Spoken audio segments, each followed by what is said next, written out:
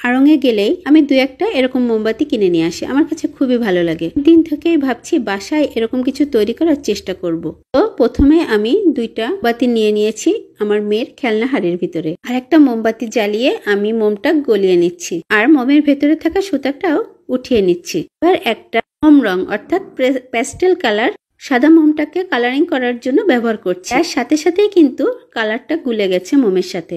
এবার আমার বাসায় থাকা পুরাতন একটি সাজ ও কেকের ডাইস আমি এখানে মোম বানানোর জন্য ব্যবহার করছি। আর ব্যবহার করার আগে এতে নারিকেল তেল ব্যবহার করে নিচ্ছি। কেক বানাতে যেরকম আমরা খাবার তেল ব্যবহার করে নিই ডাইসে, সেটা মনে করে আমি এখানে নারিকেল তেলটা ব্যবহার করেছি। হয়তো এতে মোমটা উঠানোর জন্য কোনো সুবিধা হবে।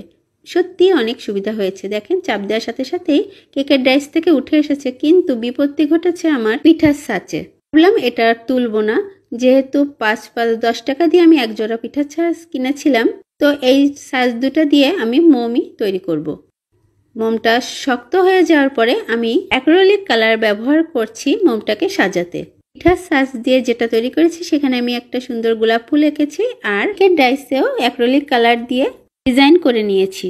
আপনারা এভাবে বাসায় ট্রাই করতে পারেন। কেমন হয়েছে অবশ্যই জানাবেন। অনেক অনেক ভালো থাকবেন সবাই। আল্লাহ হাফেজ।